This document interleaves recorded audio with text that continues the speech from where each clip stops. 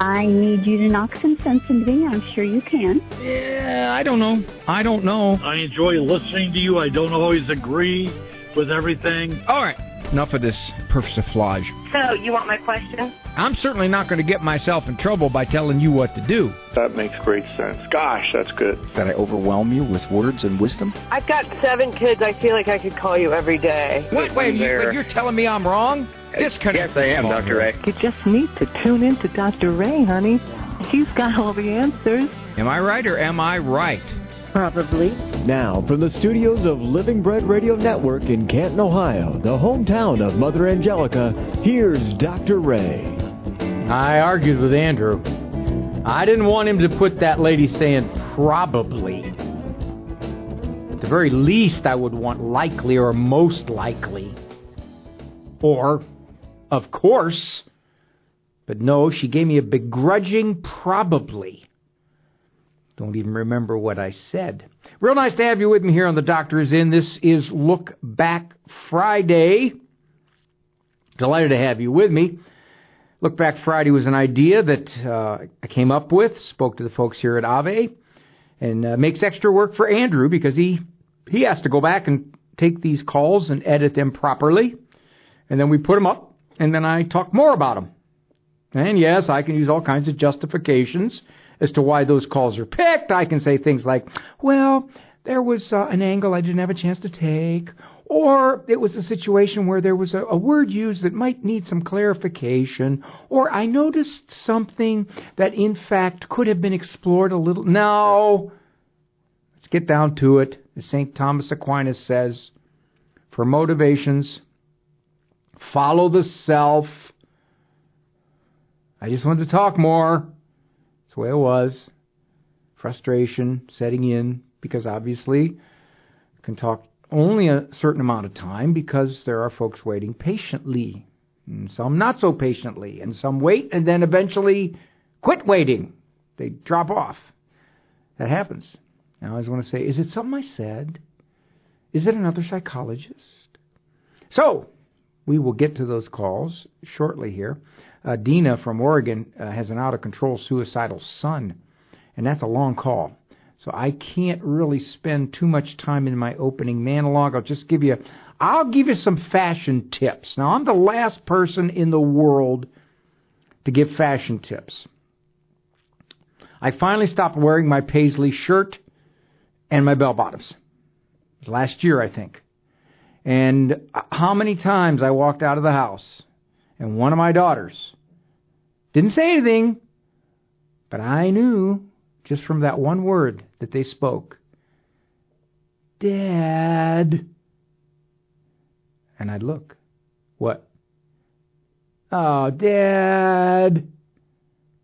Sarah, what are you saying? Dad, don't. I knew it. And I said, hey, I put the giraffe with the aardvark.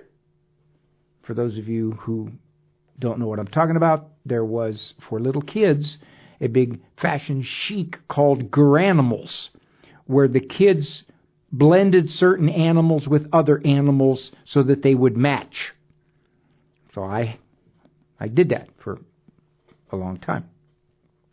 And when I realized that you don't blend an elephant, which is bell-bottoms, with a crow, which is my paisley shirt. So, but I do have some advice here. As you get much, much older, there are certain combinations you should not exhibit. For example, these don't go together. A nose ring and bifocals. No. Spiked hair with bald spots. Mini skirt with support hose. Get the idea? These are things as you get much, much older that don't go together, and be careful. Speedos and cellulite. One of my favorites, an unbuttoned disco shirt and a visible heart monitor. No, not good, not good. A belly button ring and an old gallbladder surgery scar. You get any idea here? Got to give up one or the other.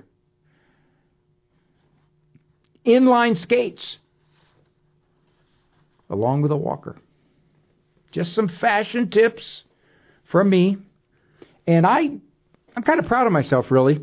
I had a New Year's resolution that I was going to lose 10 pounds. So I'm proud to say only 16 more to go. That's right. We'll get to these calls momentarily.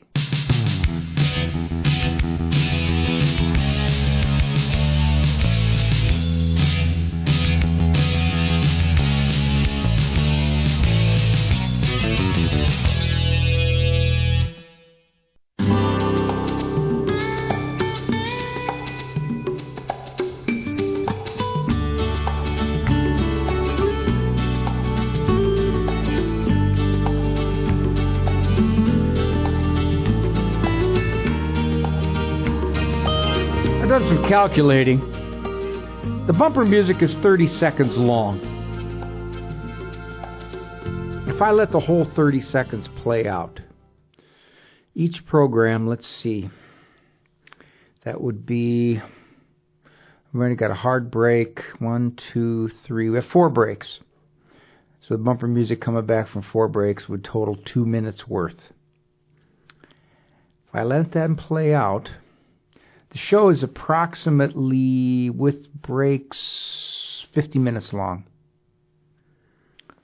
So let's see, 2 minutes, 50 minutes long. If I did that for 25 shows in a row, little over 1 month, I would get a free show.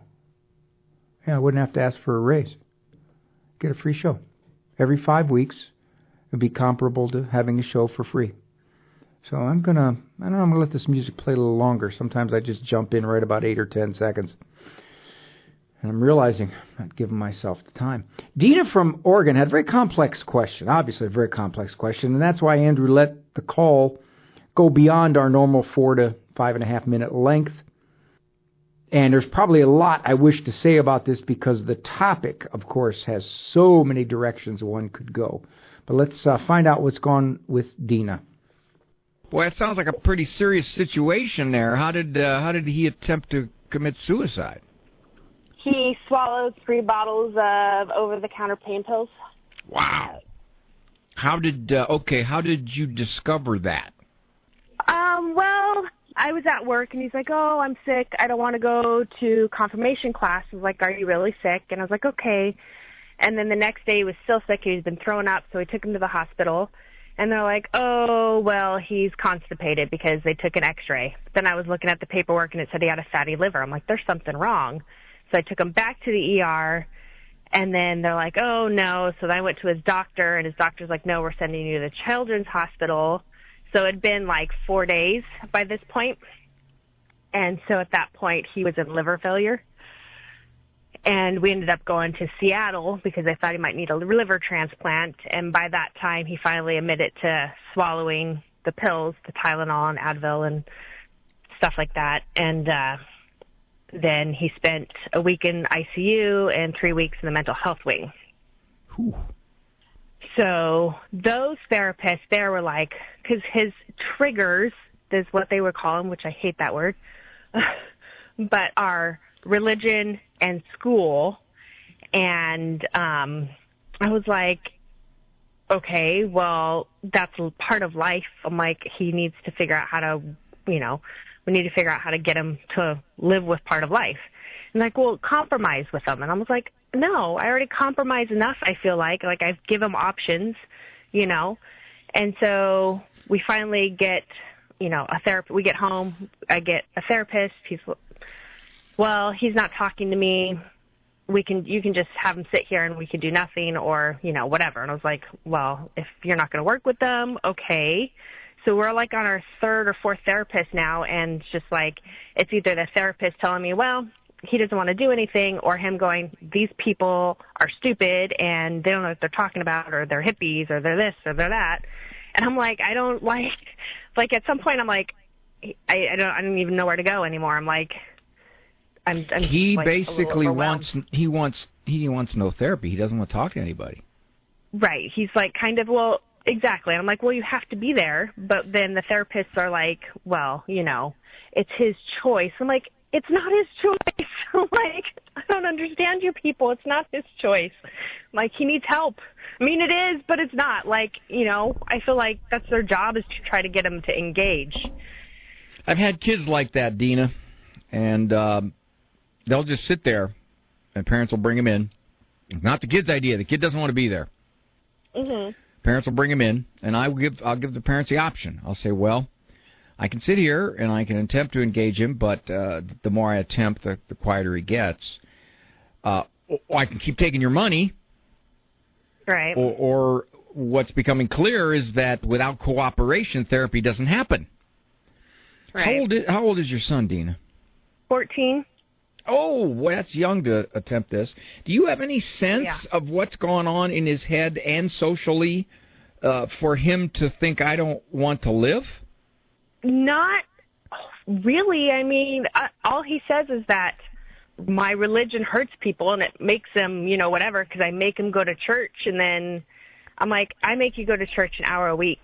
I'm like, and to sit and say prayers, not even say prayers, just sit there while everybody else is saying prayers at dinner time. I'm like, you know, you don't have to believe, but this is what we do as a family.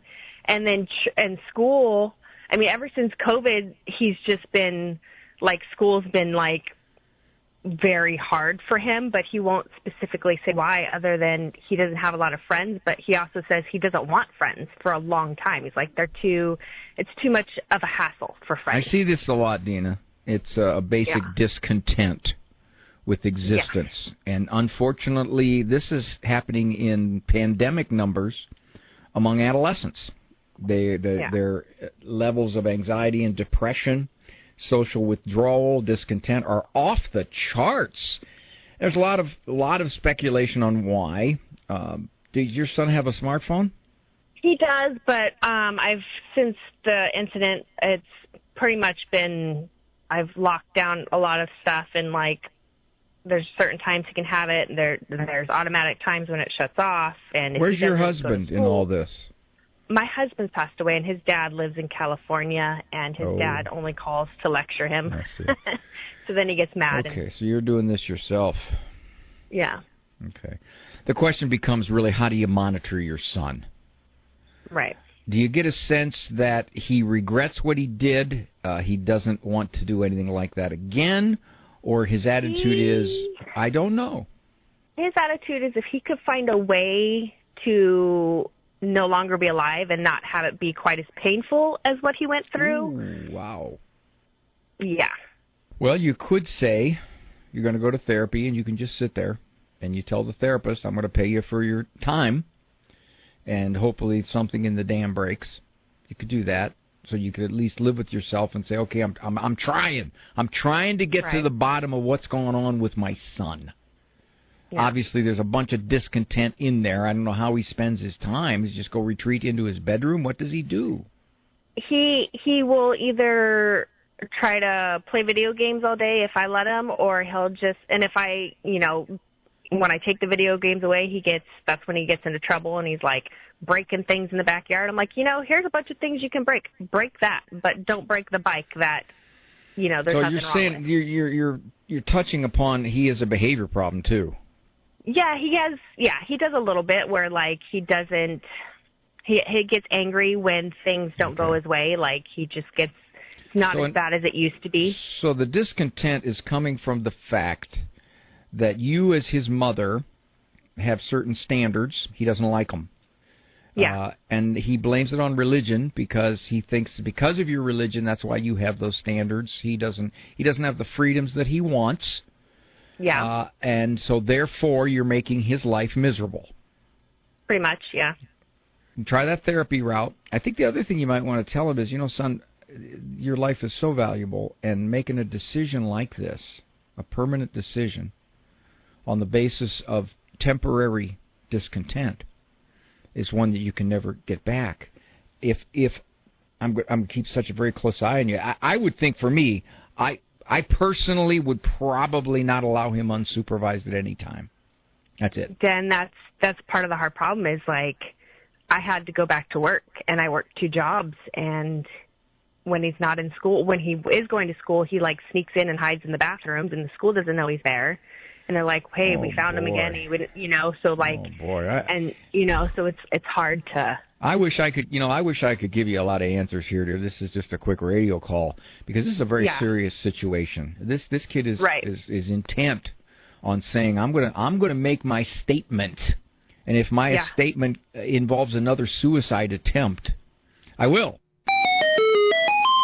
Many, many years ago, I took a suicide course from a guy named Edwin Schneidman.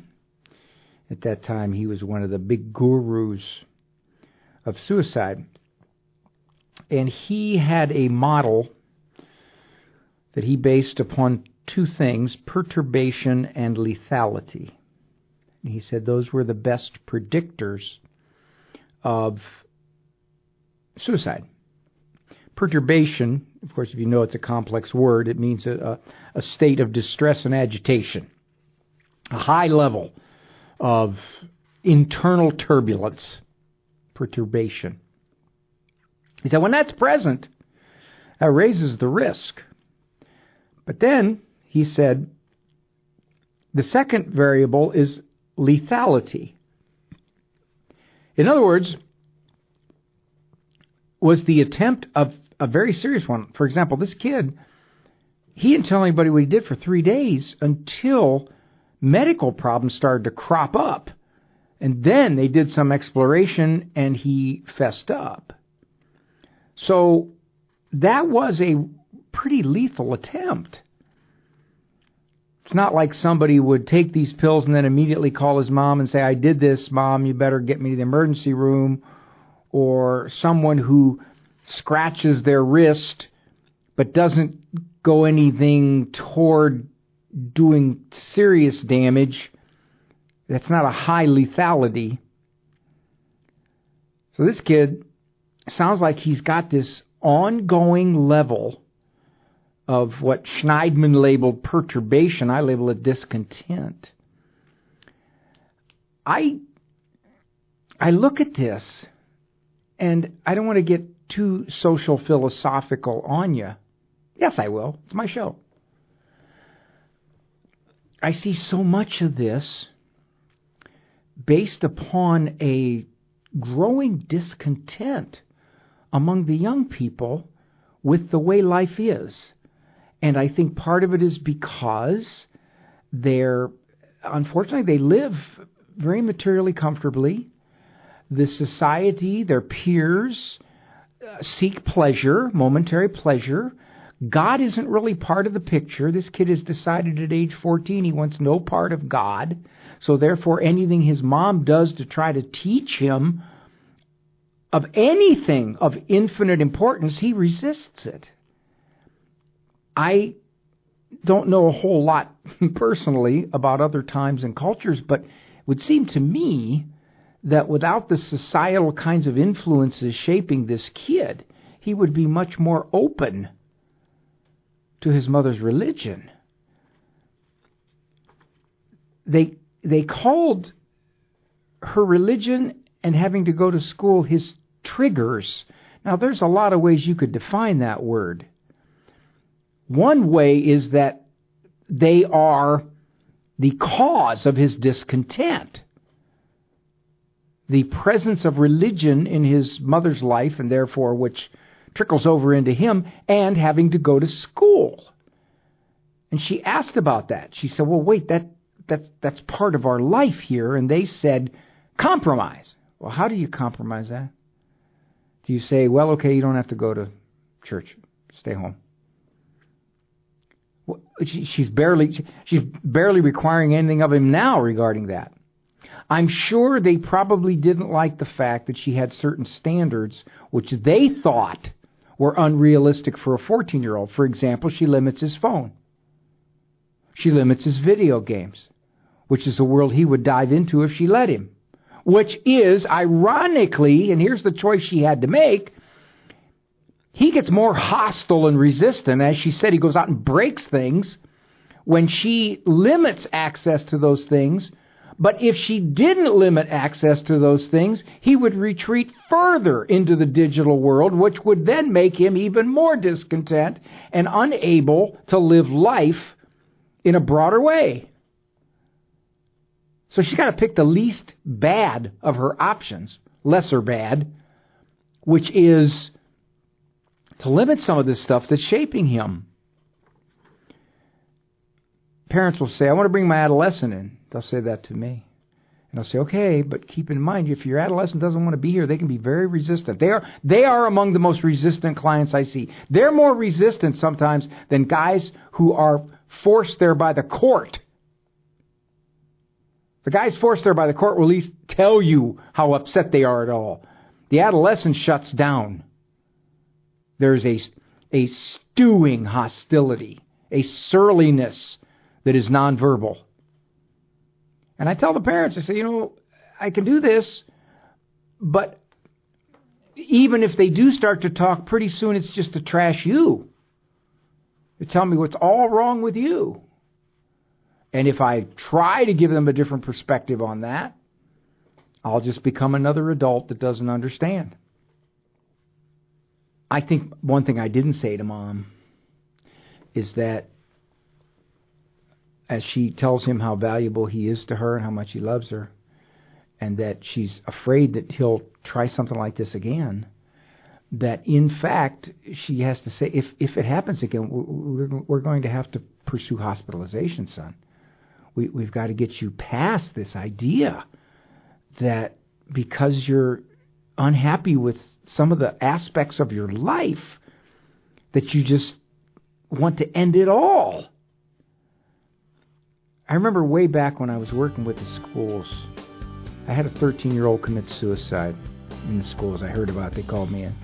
And I remember thinking, wow, that's young. That's really young. That was so rare then. Sadly, that age of suicidal ideation is reaching downward.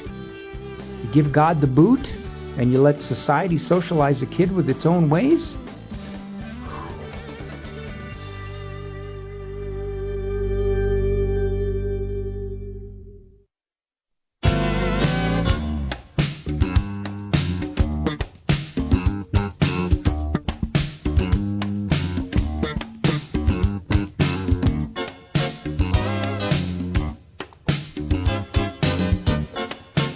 Thank you very much for joining me. It's Dr. Ray Grandy, program Doctors In. This is Look Back Friday. This program, as always, is a co-production of the Ave Maria Radio Communications and the EWTN Global Catholic Radio Network. Let's see who we can take from past calls. Let's go to Andy from Missouri.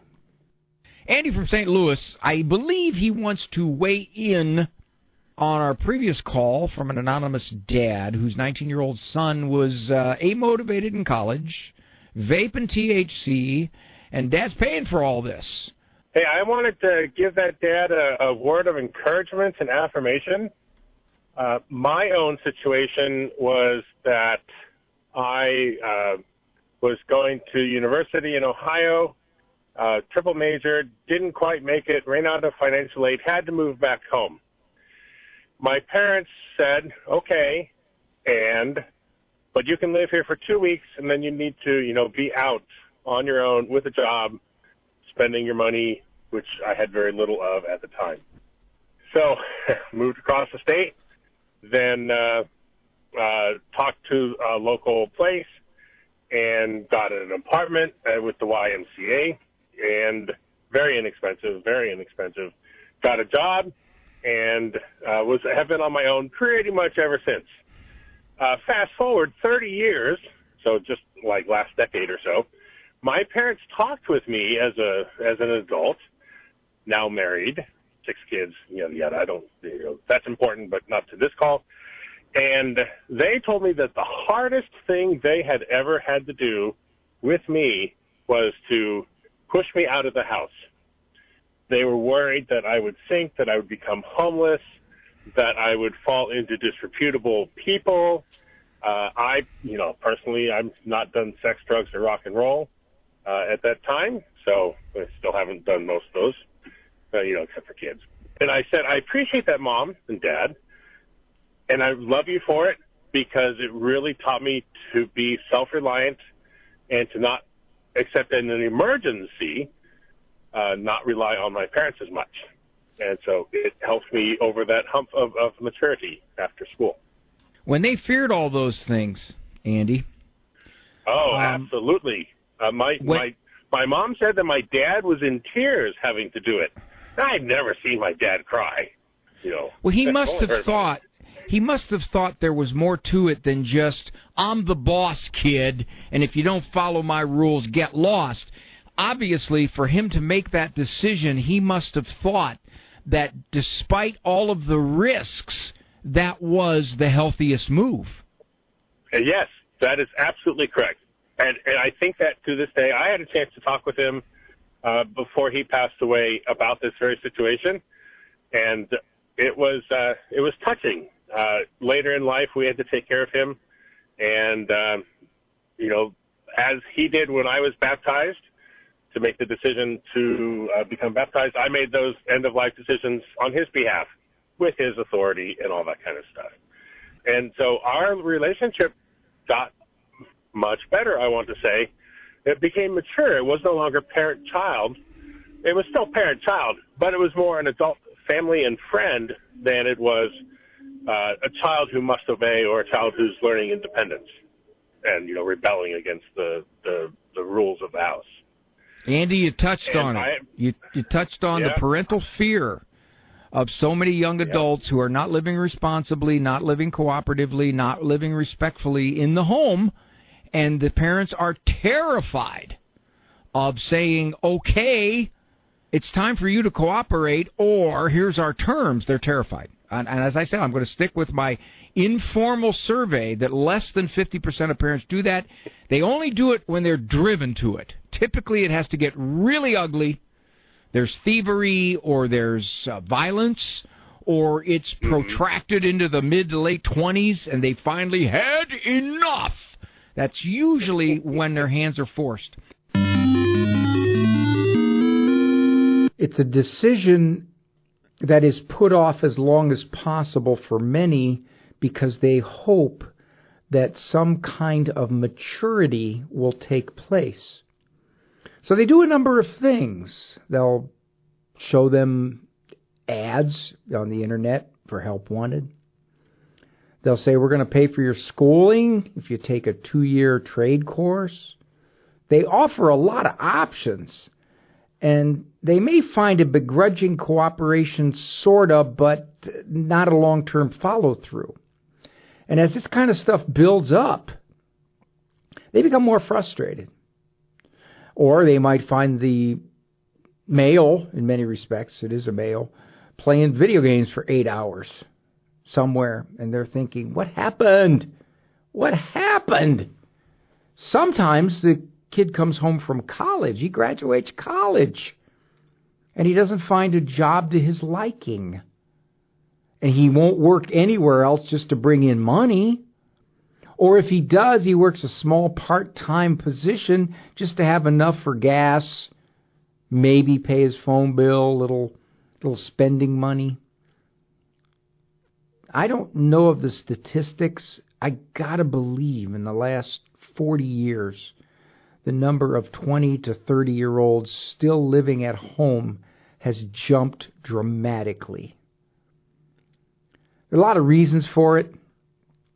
The parents are so deathly afraid of something bad happening. I've had many parents say to me, I couldn't live with myself if he would crash and burn, if something terrible would happen, if suicide would be an option, or at least suicidal ideation, or heavily into drugs, or moving in with a girl and getting her pregnant. They see themselves as causing that.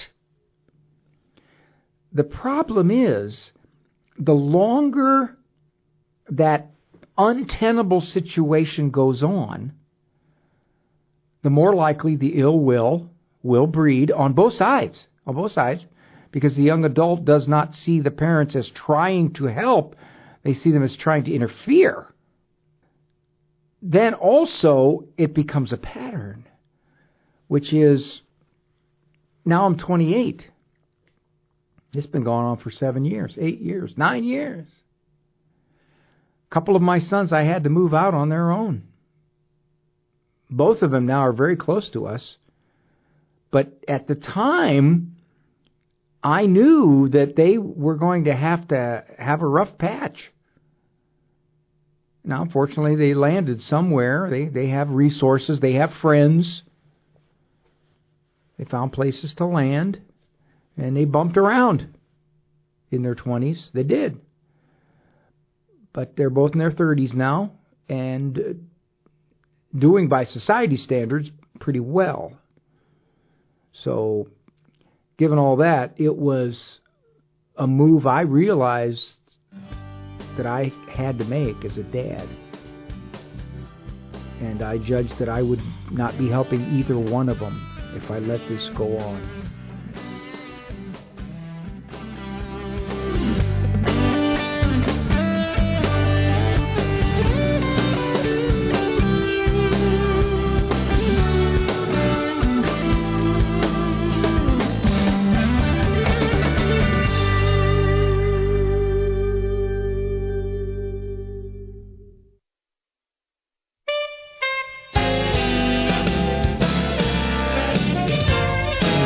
Something Frank Sinatra would have in the backdrop for his songs.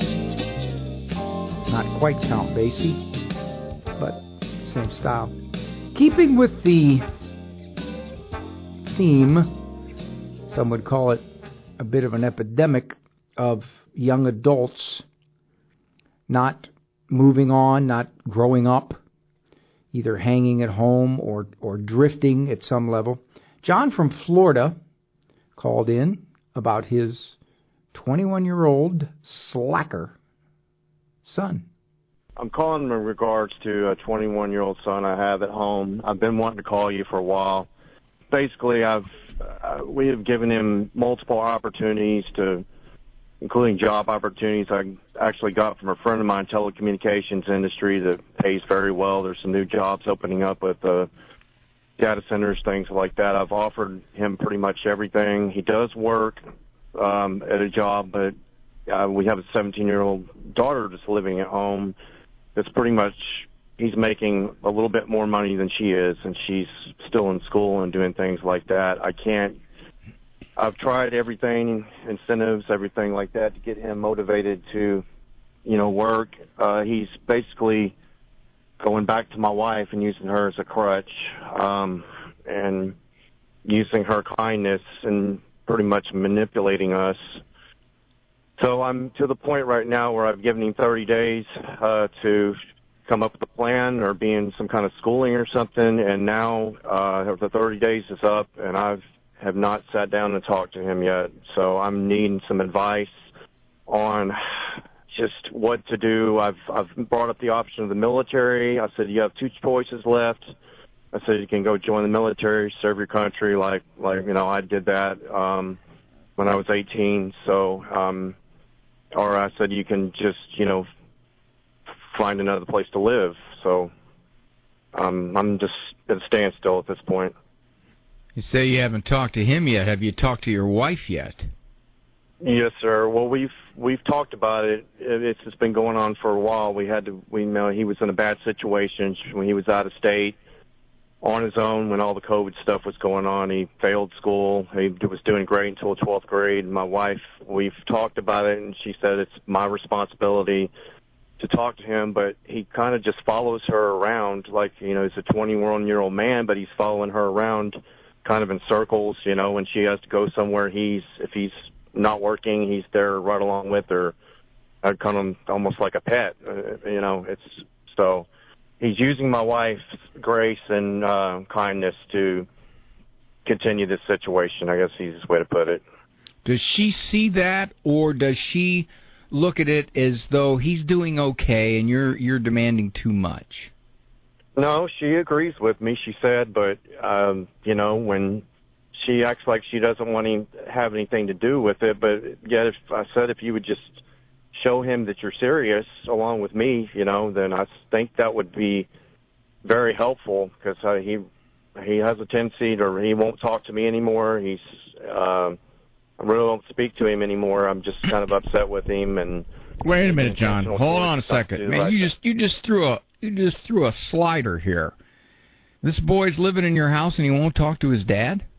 Well, he speaks to me, but he's trying to avoid actually talking about the conversation of him having to do something with his life, being 21 years old. He doesn't want to. I would say not talking. I would say more of an avoidance type of situation. What do you want from him? If you say he's working, what would you like to see more? I want to see him do something. He has avoided having any type of college or schooling, and at this point right now he does have a job. He's been there for a year, but he doesn't make enough money. It's almost to me like a play job, and he doesn't make enough money where he can be on his own. And I guess the way I was raised is when you're 18, you're not living at home anymore, especially being a man. No, and I told him, I said, if you were to go to college, that we brought him back to Florida from out of state where he was at and rescued him from his situation, and he has made all these promises. He was going to go to school, he was going to do this, he was going to do that. We've given him extensions, opportunities, and I just, I'm retiring here in, a year or so, and we have plans to do things, and I cannot carry him along. Does his sister think he's a bum? No, not really. I don't think she sees that, but I think she knows. She does see me get upset about things. I don't think she kind of keeps quiet about it, but she's the opposite. She's a go-getter. She's a hard worker. She's, Sounds like this is what you're saying, John. You're saying that he's living there 3 years beyond what you would have expected him to live there, and he's very comfortable in kind of a low-level state of existence. Yeah. And he recognizes that his mother is his chief ally. He makes sure that the relationship with her is solid and warm because he suspects you can't really do anything over top of her. And if you're wanting her to say, yes, Dad and I are on the same page, she's not doing it. Because for whatever her reasons, maybe she's afraid of what will happen to him, a la what happened to him before, or she thinks you're demanding too much and that eventually he's going to grow up. I don't know what the dynamics are there, John. But I think the key is sitting down with your wife and saying, I don't want this to continue. Now, if you're asking me, how do you motivate your son, I don't have an answer for you. I don't. The motivation, it sounds like, is going to be that you're going to say this is what you have to do, and then he'll respond to it.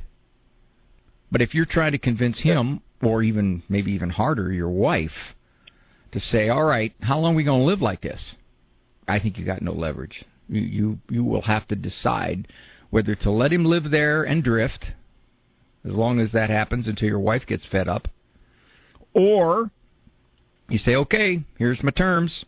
Within 2 months, you have to be out, and I don't know how you do it. I don't know where you go, but you better have someplace.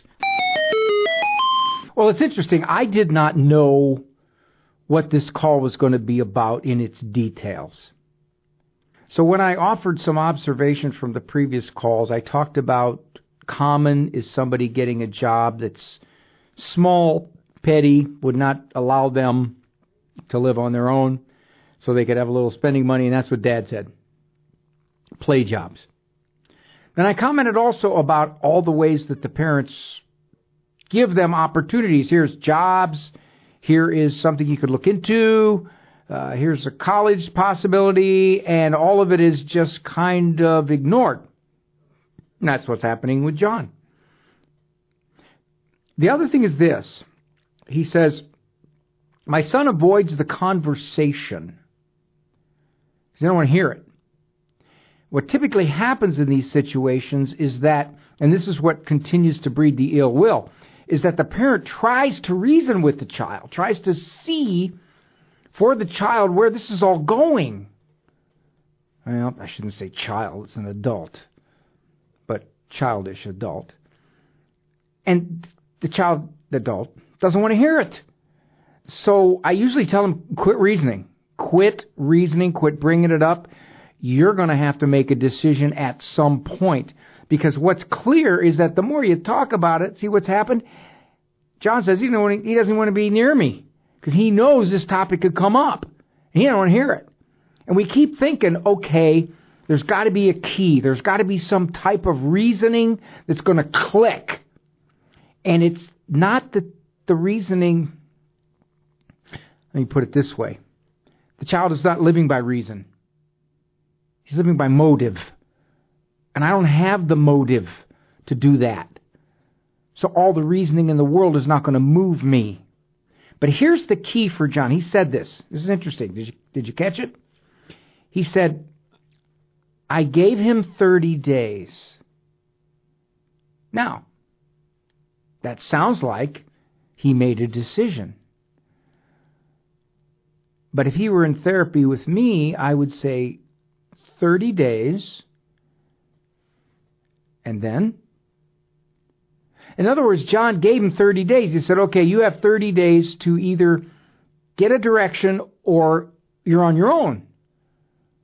But he never thought about what would be at the end of 30 days. He didn't say, how do I get him on his own? What do I do? He's not going to go out and look for an apartment. He's not going to make arrangements to live with somebody else. So what do you do at the end of 30 days? See, what you did is you just lost credibility. 30 days, and then when you leave to go to work, I change the locks on the house. Or something at that point. Now, some people say, oh, that's harsh. Well, then don't say 30 days. If your 30 days is meaningless, there's no enforcement. Here's the thing he could ask his wife. He's obviously at his limit. He says she's thinking along those lines too. But she's not quite at that point. What if he asks her, when will you be at the point where we are of one voice on this? When will you get to the point where you say, okay, we're not helping our son at all. We are allowing him to just get older in a pattern that is hurting him now and in the future. Ask her, when will you be at your limit? That you're ready to take action. And I think how she answers that's going to tell him, well, I'm just hoping that, he finally decides he wants more money and that if something comes his way, that he'll take advantage. If she gives that kind of answer, instead of, I'm about within 3 months. Okay. Now, he could ask her specifically, do you have an actual time frame that if nothing changes, no matter what we do, that you will say, okay, it's time? Then she gives him the time, and he says, can we both live by that? Are you committed to that? Is that doable? I guess so. Well, it can't be a guess so. We've got to present him with this, that we're both on the same page. Now, it'd be interesting to see how this young man reacts when he finds out that his mom has moved towards dad's position as opposed to his. Because he's already lining up with mom pretty heavily.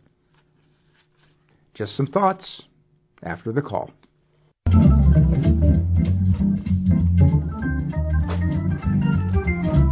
Sometimes people will ask me, what age?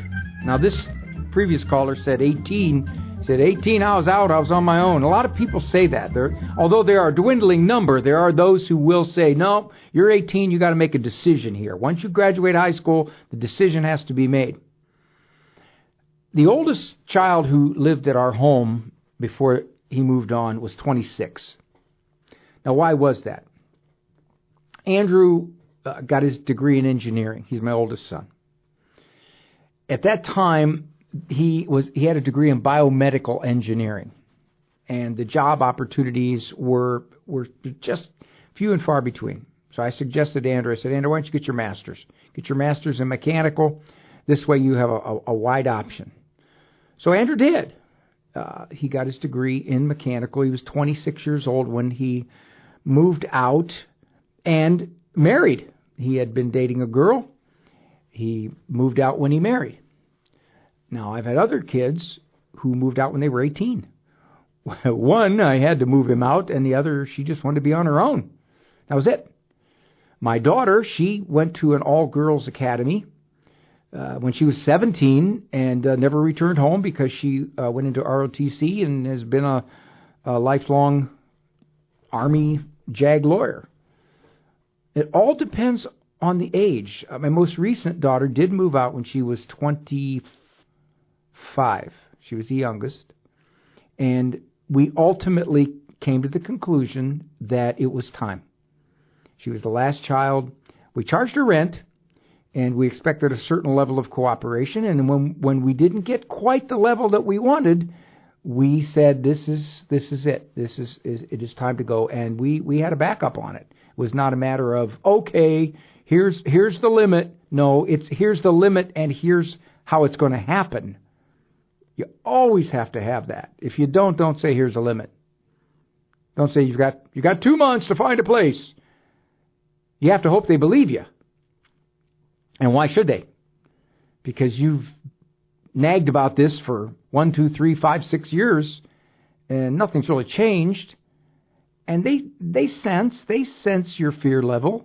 They know that you view this as, in some cases, a risky parenting move. They know that. So I say, watch the over-reasoning, and if you're going to do something about it, know what it is. Gotta go. Thank you so much for joining me here on Look Back Friday on The Doctor Is In. Hope to see you Monday, or hope to hear you Monday, or hope to connect on Monday. Thanks, Andrew Kruchek, producer man, and thank you for keeping me company. Walk with God. He won't kick you out. For information on Dr. Ray's presentations, books, and CDs, visit drray.com and follow him on Facebook and Instagram. The Doctor Is In is a co-production of Ave Maria Radio and EWTN Radio and carried across the EWTN Global Catholic Radio Network.